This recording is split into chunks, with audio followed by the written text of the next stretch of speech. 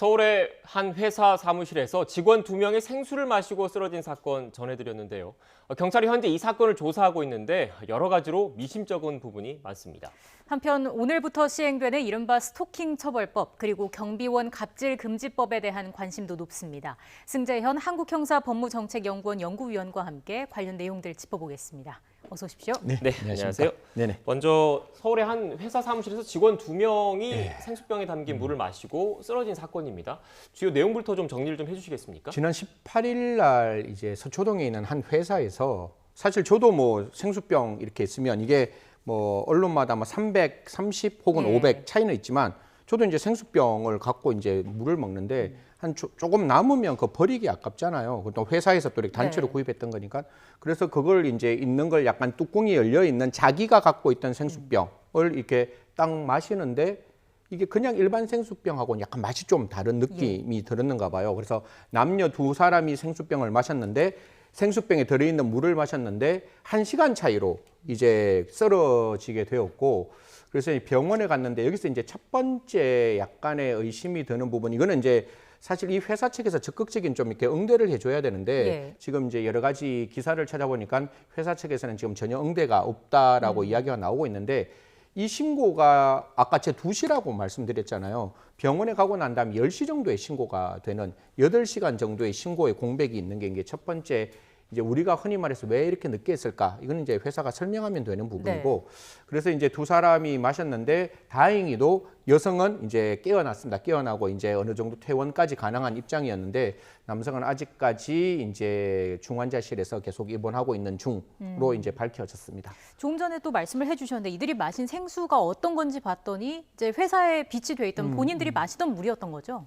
예, 맞습니다. 이게 사실 아직까지 이 생수병이 어떤 형태인지는 모르겠는데 이제 언론을 좀 종합해서 평가를 해보면 병원에서도 독극물 중독 가능성이 있다. 그런데 그 독극물은 굉장히 분자량이 작아서 사실상 혈액 검사로 나올 수는 없지만 가능성이 열려 있는 것이고, 이제 지금 나와 있는 여러 가지 기사들을 보면 이 2명 이외에 1명이 더 있었는데 이 1명이 같은 팀원이었는가 봐요. 팀원이었고 그 중에 이제 1명 막내, 이제 같이 이제 나온 선임과 막내의 동료 사이였는데 회사 입장에서는 걱정이 될 수가 있잖아요. 이 2사람이 지금 쓰러졌으면 사실 막내라는 그 동료가 갑자기 무단결석을 하니까 혹시 문제 있는 거 아니야? 라고 해서 혹시 쓰러질 수 있으니까 빨리 좀 찾아가 보세요. 라고 해서 경찰이 이제 관악구에 살고 있었는데 관악구에 사는 그 직원, 막내 직원을 찾아가 보니까 막내 직원도 사실 쓰러져 있었고 사망한 상태였는데 그 막내 직원이 휴대폰이 2대였는가 봐요. 그 2대인데 보통은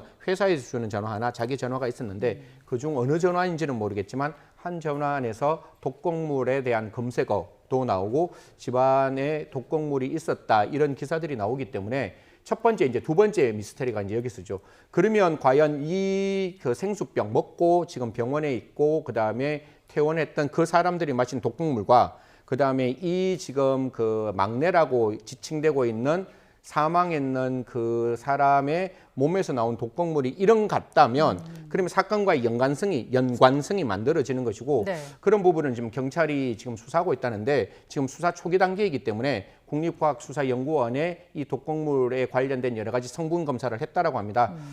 경찰 입장에서는 그 막내 동료, 지금 이제 숨진 막내 동료의 어떤 그 주위 환경을 살펴보니까 외부에 침입한 적은 없었다, 이렇게 이야기가 나오는데, 뭐 이 부분에 대해서 뭐 경찰이 잘할 거라고 생각하지만 좀 부검을 꼼꼼하게 해야 되지 않을까. 사실 이게 굉장히 얽히고 설킨 일이기 때문에 부검 과정에서 혹시나 외부에서는 타살 정황이 없지만 혹시 부검 과정에서 그런 게 있는지를 꼼꼼하게 살피고 그 독극물과 현재의 지금 피해자들의 독극물이 어떤 것인지 뿐만 아니라 사망했는 사람은 사실 말을 못 하잖아요. 그러면 관련된 혹시나 있을 수 있는 공범도 모든 가능성을 열어놓고 수사를 해야 되지 않을까, 그렇게 생각합니다. 네. 지금 뭐 위원님께서 앞으로 수사 방향 어떤 점을 좀 중점적으로 봐야 되는지까지 설명을 해주셨기 때문에 향후 수사 경과는 좀 더 지켜봐야 할 것 같고요. 주제를 좀 바꿔보겠습니다. 네네. 지금 오늘부터 스토킹 처벌법이 지금 시행이 되는 거죠? 네, 맞습니다. 늦어도 너무 늦었다라는 생각이 들 수밖에 없는 것이고, 사실 저도 뭐 본의 아니게 학생들을 가리킬 때 스토킹을 한번 당해봤는데 스토킹을 하는 입장에서는 절대적으로 옳은 일이에요. 스토킹의 가해자 입장에서는. 예. 바라는 게 아무것도 없는 정말 정당한 자기의 감정의 표시인데 그걸 받아들이는 사람 입장에서는 굉장히 불편하고 어색하고 답답하고 화나고 어떻게 할 수 있는 방법이 없는 그런 과정에서 사실 스토킹이라는 게 자기 중심적인 사랑이거든요. 원래 사랑이라는 것은 남에게 그 사람이 싫어하는 일을 안 해야 되는데 스토킹은 자기가 좋아하는 일을 적극적으로 하는 거라서 예. 그 스토킹 처벌법이 만들어졌고 가장 대표적인 3가지 정도를 말씀드리겠습니다. 따라다니거나 진로를 막아서는 행위, 그 다음에 어떤 특정 장소에서 기다리거나 지켜보는 행위, 또 뿐만 아니라 여러 가지 불안감을 야기하는 행위 등이 이제 문제가 되는데 이게 일회적으로 이루어져서는 안 되고 지속적 반복적으로 이루어졌을 때 이제 스토킹 처벌법으로 처벌할 수 있는데 형량은 뭐 3년 이하의 징역 또는 3천만 원 이하의 벌금, 네. 흉기를 들었다면 5년 이하의 징역 또는 5천만 원 이하의 벌금에 해당될 수 있습니다. 이게 신고가 접수가 되면 경찰이 출동을 해서 가해자와 피해자를 분리하고 경고를 하게 된다고 하는데 궁금한 게 현장에서 이게 스토킹 여부를 어떻게 가리게 되는 건가요? 뭐 사실 이거는 굉장히 그 피해자 중심에서 수사를 진행해야 예. 되고 경찰 안에서도 제가 내부적 공문을 보니까 굉장히 스토킹의 과거의 관념을 깨트릴 수 있도록 적극적으로 수사 매뉴얼을 만들었는데요. 먼저 법에 나와 있는 건 응급 조치를 할 수 있습니다. 네. 제가 만약에 스토킹을 당하면 신고 112 빵빵 들면 저 스토킹 당하고 있습니다. 저 구해주세요라고 이야기하면 4가지 조치를 취할 수 있는데 그 예. 4가지 중에 첫 번째가 제지를 합니다. 스토킹 하지 마세요. 그리고 그 스토킹을 지속적으로 하면 처벌받을 수 있습니다. 3년 이하의 징역 혹은 3천만 원 이하의 벌금 뿐만 이야기할 뿐만 아니라 분리 조치, 즉 그 스토킹을 하는 사람과 스토킹 피해자를 분리 조치를 하고 또 뿐만 아니라 만약에 계속적 반복적으로 이루어졌다면 수사를 하게 되는데 네. 여기서 이제 조금 이따 설명드리겠지만 긴급 응급 조치와 그다음 잠정 조치라는 게 있는데 그걸 피해자에게 알려줘요. 지금 이 상황에서 이런 긴급 응급 조치도 할 수 있고 잠정 조치도 할 수 있습니다. 알아야 그 일을 할 수 있는 거잖아요. 네. 그래서 경찰이 적극적으로 이야기해 줄 뿐만 아니라 마지막에는 피해자의 동의가 있어야 되는데 그 동의도 하면 분리 조치를 할 수 있다. 저 보호시설에 보낼 수 있다. 이런 말씀 드리겠습니다. 스토킹 처벌법 관련해서 좀 얘기를 나누고 있었는데 아무래도 스토킹에 대한 어떤 사회적인 인식도 더 엄중하게 바뀌어야 할 필요성도 있을 것 같은데요. 제가 이 스토킹 처벌법을 이야기를 했는 지가 벌써 한 7년, 8년째 되고 있는데 가장 중요한 거는 이제는 많이 바뀌었습니다. 네. 사회의 통념 중에 제가 방송에 나올 때마다 이야기해서 이제 좀 많은 분들이 이야기를 하고 계시는 것 같은데 10번 찍어서 안 넘어가는 나무 없다? 10번 찍어서 안 넘어가는 나무 있죠. 내가 싫은데 어떻게 그걸 제가 받아들일 수가 있겠어요. 또 가끔가다 저도 이제 아버지 입장에서 이런 말을 할 수도 있는데 과거에 사랑하는 남자보다 네가 사랑하는 사람과 이성과의 결혼을 조금 하라 이런 말들이 있었는데 네. 사실 그런 부분들이 있으면 굉장히 스토킹이 하나의 연애 관계에서 이루어질 수 있는 관계 설정 중에 일어날 수 있는 문제가 아니냐 이런 이야기가 나올 수 있습니다. 그래서 스토킹 처벌법에서 가장 중요한 건 이러한 사회적인 통념이 바뀌어야 되고 지금 스토킹 처벌법만 만들어졌잖아요. 예. 처벌은 죄형 법정주의 때문에 그 사람이 했는 책임의 양만큼만 처벌할 수 있는데 피해자 보호는 아무리 많이 해도 지나침이 없는 거거든요. 저희들이 성폭력 범죄를 만들 때 성폭력 범죄 및 피해자 보호 등에 관한 법률을 하나로 했다가 나뉘어가지고 피해자 성폭력 처벌법뿐만 아니라 피해자 법을 따로 만들었듯이 지금 아마 부서가 달라서 법이 안 만들어졌는 것 같은데 그 담당하는 여가부에서는 스토킹 처벌 피해자 보호법을 하루빨리 만드셔가지고 스토킹을 하면 아버지 어머니가 스토킹 피해자 막을 수 있어요. 지금 BJ 사건에서도 그 부모님이 그 스토킹 하는 사람에게 살해를 당했듯이 피해자 관련자 가족까지 보호할 수 있도록 좀 두터운 법령이 좀 만들어졌으면 좋겠습니다. 네. 지금 위원님 말씀하신 대로 이 스토킹 범죄 관련된 그 스토킹 범죄 그동안은 어떻게 보면 사실상 경범죄처럼 그 취급돼 왔지 않습니까? 그런데 이 법안 자체가 개정법이 아니라 제정 법안입니다. 네네. 그러니까 새로 만든 법안인 맞습니다. 만큼 예. 이 스토킹 범죄를 명확히 규정하고 주요 범죄로 다루겠다 이런 사회적 인식 전환에 있어서는 중요한 의의가 있어 보이는데 제가 관련된 법안 원문을 보니까 벌칙 조항에 이 죄는 그러니까 스토킹 범죄 죄는 피해자가 구체적으로 밝힌 의사에 반해서 공소를 제기할 수 없다. 이 조항이 있어요. 그러니까 이른바 반의사 불벌죄인데 이게 그 어떻게 보면 2차 가해로 이어질 수가 있을 것 같다는 생각이 좀 들거든요. 그러니까 가해자가 오히려 피해자한테 합의해달라.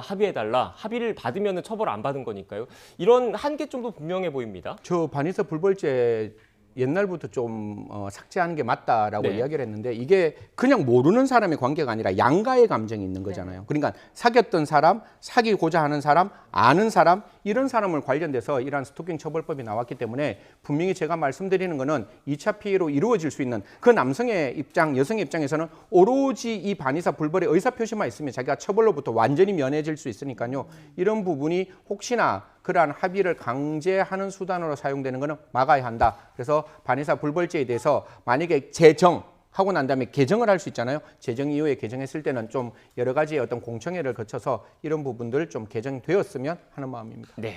일단 말씀하신 내용을 들어보면 부족한 부분이 없도록 추가적인 그 사회적 논의가 필요하다 이런 맞습니다. 말씀이신 것 같고 예. 주제를 좀 또 바꿔볼까요? 네. 네, 그동안 뭐 아파트 경비원 갑질 문제가 여러 차례 지적이 돼 왔고 논란이 돼 왔는데 관련 법이 이것도 오늘부터 시행이 됩니다. 이것도 네네, 자세하게 사실, 설명해 주실까요? 예, 경비원 갑질 방지법이라고 하는데 원래 법령 명칭은 공동주택 경비원 경비 업무에 관한 법인데요. 제가 좀 쉽게 설명을 드리겠습니다. 네. 한 4가지 영역에서 이제 문제가 되는데 안 되는 것만 말씀드릴게요. 예. 보통 자동차 빵 타고 집에 딱 도착하면 경비원 선생님이 계시잖아요. 그러면 제가 키를 딱 주면서 좀 주차해 주세요. 개별 주차 절대 삑 1,000만 원 과태료 받을 수 있다. 예. 두 번째는 이제 택배 보관을 하는데 택배 보관할 때 그 경비 선생님한테 이렇게 말할 수 있잖아요. 내가 지금 물건이 지금 올 수 있습니다. 그러니까 이 택배 물건 저희 집에 배달해 주세요. 저희 집에 갖다 주세요. 삑 개별 택배 물건 경비원 선생님께 부탁해서 자기 집에 가지고 오면 또 1,000만 원 네. 문제가 되는 것이고 이제 분리수거 되는데 분리수거 할 때 대형 있잖아요. 만약에 냉장고를 바꾸는데 경비원 선생님께 부탁해서 우리 집 냉장고 있으니까 이거 분리수거하는 데까지 좀 갖다 주세요.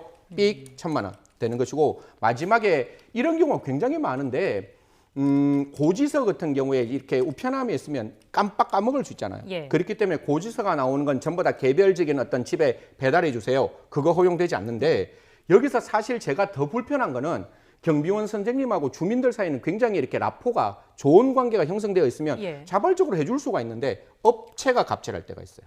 무슨 말인가 하면 경비원 선생님들한테 이 업체와 용역 맺은 그 업체가 예. 이게 분명히 하지 마라 그러는데 해줘.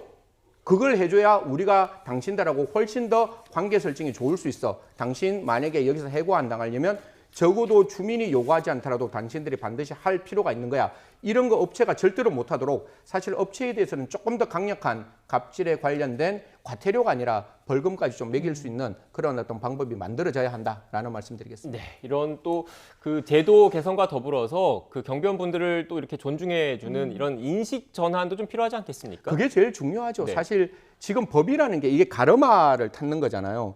사실 정말 좋아하는 사람이면 저는 경비원 선생님한테 이걸 안 시킬 수도 있는 거고 경비원 선생님이 정말 좋은 어떤 주민이면 같이 해줄 수도 있는 부분이 있는데 이런 부분은 서로가 서로의 인격체로서 인간의 존엄에 대한 어떤 존중을 가지고 같이 협의하고 상생하는 것이 필요하지 법에서 이게 안 됐으니까 무조건 안 되고 법에서 이게 되니까 무조건 된다 이런 형식으로 가는 거는 너무 세상을 각박하게 만들 수 있다. 더 주민과 경비원 사이 특히 업체가 경비원에게 갑질하는 것은 막아야 한다라는 말씀드리겠습니다. 네. 네.